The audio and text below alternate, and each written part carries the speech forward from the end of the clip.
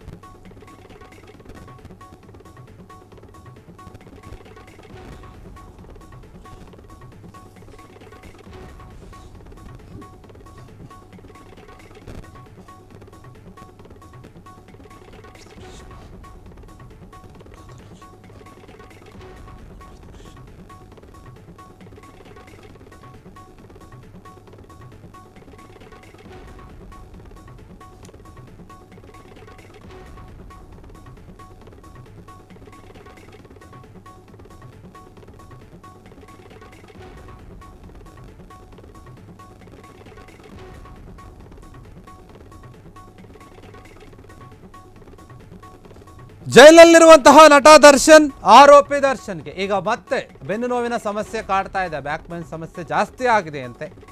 ಜೈಲಲ್ಲಿದ್ದಾರೆ ಈಗ ಅವರು.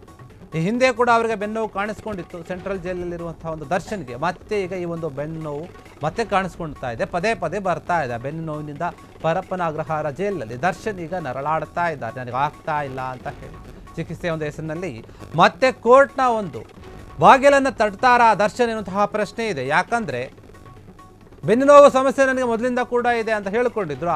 ಕಳೆದ ಬಾರಿ ಜಾಮೀನು ತಗೊಂಡು ಹೊರಗಡೆ ಕೂಡ ಬಂದರು. ಬೆನ್ನು ನೋವು ಕಾರಣ ಕೇಳಿದಂತಹ ಬೇಲು ಪಡಿತಾರ ದರ್ಶನ್ ಅಂತ ಒಂದು ಪ್ರಶ್ನೆ ಇದೆ. ಇಷ್ಟು ದಿನ ಹಾಸಿಗೆ ದಿಂಬಿಗೆ ಫೈಟ್ ಮಾಡ್ತಾ ಇದ್ರು ದರ್ಶನ್ ಪರ ವಕೀಲರು.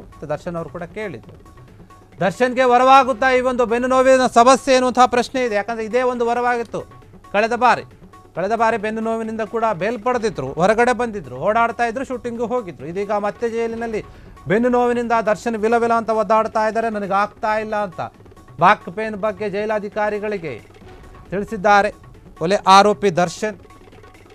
ರೇಣುಕಾಸ್ವಾಮಿ ಕೊಲೆ ಕೇಸಿನಲ್ಲಿ ಜೈಲು ಪಾಲಾಗಿದ್ದಾರೆ ದರ್ಶನ್, ಅದೆಲ್ಲರೂ ಕೂಡ ಗೊತ್ತಿರುವಂತಹ ವಿಚಾರ. ಹೀಗಾಗಿ ದರ್ಶನ್ಗೆ ಪದೇ ಪದೇ ಬೆನ್ನು ನೋವಿನ ಸಮಸ್ಯೆ ಕಾಣ್ತಾ ಇದೆ. ಕಳೆದ ಬಾರಿ ಅವರು ಇದೇ ಒಂದು ಬೆನ್ನು ನೋವಿನ ಸಮಸ್ಯೆಯಿಂದ ಚಿಕಿತ್ಸೆ ತಗೋಬೇಕು ಅಂತ ಹೇಳಿ ಅರ್ಜಿಯನ್ನು ಹಾಕಿ ಕೋರ್ಟ್ಗೆ ಮೊರೆ ಹೋಗಿದ್ರು. ಕೋರ್ಟ್ ಸರಿ ಅಂತ ಹೇಳಿ ಅವಕಾಶ ಕೊಟ್ಟಿತ್ತು, ಹೋಗಿ ನೀವು ಚಿಕಿತ್ಸೆಯನ್ನು ತಗೊಳ್ಳಿ ಅಂತ ಹೇಳಿ ಜಾಮೀನು ಕೊಟ್ಟಿದ್ದು. ಹೊರಗಡೆ ಬಂದಿದ್ರು. ಹೊರಗಡೆ ಬಂದ ನಂತರ ಚಿಕಿತ್ಸೆ ತೆಗೆದುಕೊಂಡ್ರು. ಆದರೆ ಯಾವುದೇ ಕಾರಣಕ್ಕೂ ಸರ್ಜರಿಯನ್ನು ಮಾಡಿಸ್ಕೊಳ್ಳಿಲ್ಲ. ಅದು ಯಾಕಂದರೆ ಶೂಟಿಂಗ್ ಮಾಡೋಕ್ಕೆ ಸಮಸ್ಯೆ ಆಗಬಹುದು ಅಂತ. ಸ್ವಲ್ಪ ದಿನ ಆದ ಮೇಲೆ ಅವರು ಶೂಟಿಂಗ್ಗೆ ಹೋಗೋಕ್ಕೆ ಶುರು ಮಾಡಿದ್ರು. ಶೂಟಿಂಗಲ್ಲಿ ಭಾಗವಹಿಸಿದಾಗ ಕೂಡ ಅವರಿಗೆ ಬೆನ್ನು ನೋವಿನ ಒಂದು ಸಮಸ್ಯೆ ಕಾಣಿಸ್ಕೊಂಡಿತ್ತು. ಅವರು ಶೂಟಿಂಗ್ನಲ್ಲಿ ಕೆಳಗಡೆ ಬೆನ್ನು ನೋವಿನಿಂದ ಬಿದ್ದಂತಹ ಒಂದು ವಿಡಿಯೋ ಕೂಡ ಸಾಕಷ್ಟು ವೈರಲ್ ಆಗಿತ್ತು. ಶೂಟಿಂಗ್ ಸಮಯದಲ್ಲಿ ನನಗೆ ಆಗ್ತಾ ಇಲ್ಲ, ಬೆನ್ನು ನೋವಿದೆ ಅಂತ ಹೇಳಿ ಶೂಟಿಂಗ್ ಸ್ಥಳದಲ್ಲಿನೇ ಅವರು ಕೆಳಗಡೆ ಮಲ್ಕೊಂಡ್ಬಿಟ್ಟಿದ್ರು ಹಾಸ್ಕೊಂಡು. ಈ ಒಂದು ವಿಡಿಯೋ ಕೂಡ ವೈರಲ್ ಆಗಿತ್ತು. ಹೀಗಿರುವಾಗ ಮತ್ತೆ ಕೋರ್ಟ್ಗೆ ಮೊರೆ ಹೋಗ್ತಾರೆ ವಕೀಲರು, ರೇಣುಕಾಸ್ವಾಮಿ ಪರ ಒಂದು ವಕೀಲರು. ಏನು ಇವರು ಸರ್ಜರಿ ಮಾಡಿಸ್ಕೊಂಡಿಲ್ಲ, ಸುಮ್ಮನೆ ಹೇಳಿ ಬೇಲ್ ತಗೊಂಡ್ರು ಅದು ಇದು ಅಂತ ಹೇಳಿ ಮಾಡ್ತಾರೆ. ಆಗ ಕೋರ್ಟ್ ಮತ್ತೆ ಅವರು ಬರಬೇಕು ಜೈಲಿಗೆ ಅಂತ ಹೇಳುತ್ತೆ. ಇವಾಗ ಜೈಲಲ್ಲೇ ಇದ್ದಾರೆ. ಹೀಗಿರುವಾಗ ಮತ್ತೆ ಇವರಿಗೆ ಬೆನ್ನು ನೋವಿನ ಸಮಸ್ಯೆ ಕಾಡ್ತಾ ಇದೆ ಅಂತ ಹೇಳ್ತಾ ಇದ್ದಾರೆ ಜೈಲಿನ ಅಧಿಕಾರಿಗಳ ಹತ್ರ. ಕೋರ್ಟ್ಗೆ ಕೂಡ ಮೊರೆವನ್ನೇ ಹೋಗುವಂತಹ ಒಂದು ಸಾಧ್ಯತೆ ಇದೆ ಅಂತ ಹೇಳ್ತಾ ಇದ್ದಾರೆ. ಹೀಗಾಗಿ ಮತ್ತೆ ಈ ಒಂದು ಬೆನ್ನು ನೋವಿನ ಒಂದು ಸಮಸ್ಯೆ ಏನಿದೆ ದರ್ಶನ್ಗೆ ಆಗುತ್ತಾ, ಹೊರಗಡೆ ಬರೋಕ್ಕೆ ಅನುಕೂಲ ಮಾಡಿಕೊಡುತ್ತಾ ಅಂತ ಪ್ರಶ್ನೆ ಕೂಡ ಇದೆ. ಯಾಕಂದರೆ ಕಳೆದ ಬಾರಿ ಅವರು ಸರಿಯಾದ ರೀತಿಯಲ್ಲಿ ಚಿಕಿತ್ಸೆ ತೆಗೆದುಕೊಂಡು ಏನಾದರೂ ಒಂದು ಸರ್ಜರಿಯನ್ನು ಏನಾದರೂ ಮಾಡಿಸ್ಕೊಂಡಿದ್ರೆ ಈಗ ಸಿಗುವಂತಹ ಒಂದು ಸಾಧ್ಯತೆ ಹೆಚ್ಚಿತ್ತು.